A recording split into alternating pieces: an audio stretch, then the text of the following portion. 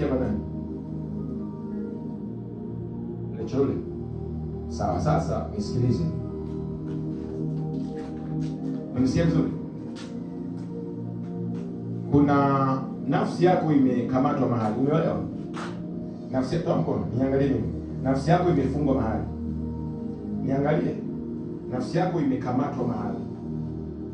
Na kama nafsi yako mahali imekamatwa, unahitaji msaada wa kimungu uweze kufika unakotaka kwenda. Ukisimama na Mungu vizuri, ndoa haitakuwa tatizo. Ungeshakuwa umeolewa toka muda mrefu, ila nafsi imekamatwa. Nikawa naonyeshwa mambo yafuatayo. Kuna ndoa ambazo kwako zinaendelea katika ulimwengu wa roho. Kuna ndoa ambazo kwako zinaendelea katika ulimwengu wa roho. Nikisema hivi namaanisha kwamba pigana na ndoto ambazo unaota zingine za kimahusiano. Katika ulimwengu wa roho, lini umewahi kuota mahusiano rohoni katika ndoto? Kwa sababu wanaume wanakuja katika ndoto, unaota habari za tendo la ndoa katika ndoto. Hii ni hatari. Unaelewa vizuri? Hii ni hatari.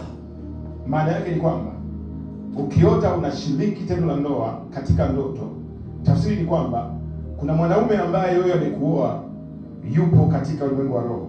Majini yanaweza yakaja kwako yakafunga ndoa na wewe, halafu yakazaa na wewe watoto, sawa sawa, na wewe usijue, kumbe tayari una watoto katika ulimwengu wa roho wanaishi, ambao ni viumbe wasioonekana.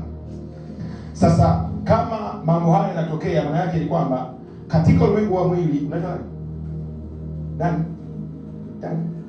Tina. Katika ulimwengu wa mwili yani kwamba sisi tunakuona Tina umesema sema. Tina tunamuona katika ulimwengu wa mwili. Lakini kumbe katika ulimwengu wa roho umeolewa. Sawa sawa. Sasa kinachotokea ni nini? Mwanaume akija kwako akataka kuishi na wewe, anafukuzwa na yale mashetani ambayo, mapepo ambayo yamefunga ndoa na wewe. Yanamwambia huyu sisi ni mke wetu, unataka nini? Tafsiri ni kwamba hakuna ndoa inafanyika juu ya ndoa. Mwanaume yeyote akija kwako ataona atapata sababu, mtagombana, wewe utajiuliza kwa nini, yeye ataondoka, lakini kumbe kuna mambo ya giza yamefanyika. Usipoweza kutegua hichi ninachokisema, utabaki unahangaika, na wewe ni mwanamke ambaye sasa hivi ungeshakuwa umeolewa siku nyingi sana. Kwa hiyo wanaume wanakuja, wanakaa nawe kwenye uchumba kidogo, mnaishi kandoa ka miezi, mnaachana. Nini? Rohoni kuna vitu vimekamatwa. Sijui kaendelea vizuri. Unanisikia vizuri? Naulia tena. Usipoweza kuvunja ndoa iliyoko katika ulimwengu wa ndoto, itabaki siasa. Itabaki unaenda hivi hivi, unameka mingapi sasa? 17. Haya, utaenda itafika 20. Itafika 20, utaanza kutafuta 20 na kitu. Utakuta baadaye 44 hii hapa. Hakuna ndoa, hakuna chochote. Sasa yafuatayo lazima uyafanye ili uweze kuolewa. Usipoyafanya haya, hata ungesuka nywele kama za mzungu, ndoa haitakuja kwako. Jambo namba 1, sawa? La kwanza, usishiriki tendo la ndoa na mwanaume yeyote kabla hajaleta barua kwenu au hajafunga ndoa na wewe. Unapopata mwanaume yeyote akaja kwako, ukakubaliana naye, ukalala naye, tayari umevunja agano la wewe kupata ndoa. Ndoa hauji kupata. Shetani atabaki anakuletea watu, wanatembea na wewe, wanakaa na wewe, wanaondoka. Nini? Kwa sababu mshahara wa dhambi ni mauti, na mauti inaanza kutafuna mahusiano. Sawa sawa? Natamani siku moja ufunge ndoa, uolewe. Tusikie bwana Tina namba 3 ameolewa. Tunasema Mungu apewe sifa. Sasa jiepushe na marafiki wa kiume. Narudia tena. Jiepushe na marafiki wa kiume. Hivi vitu vikae kwenye akili yako, kama vile kichwa chako kilivyopendeza na akili ikapendeza. Naomba unielewe sana.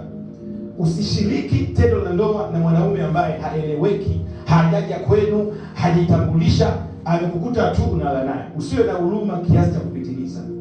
Sawa sawa? Sasa kuanzia sasa nitakuombea.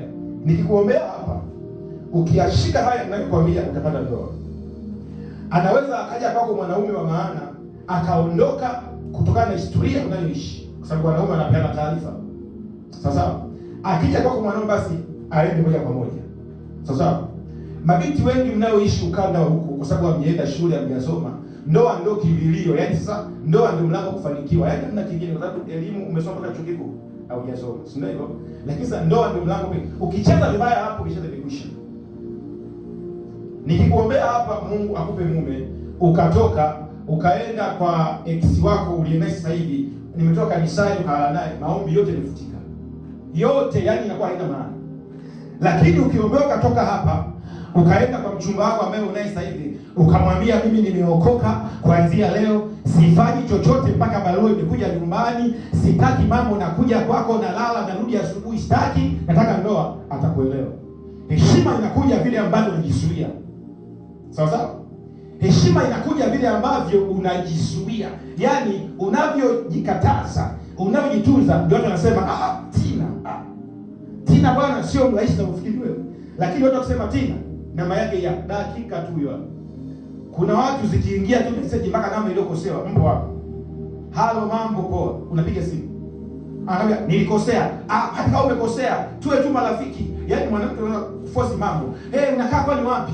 Kwani unaenda wapi? Kwani mimi nipo namba 1, niko namba 2. Wewe kaka uko kitunda kweli? Hiyo ni dalili ya umalaya. Hiyo ni dalili ya umalaya, nakwambia kama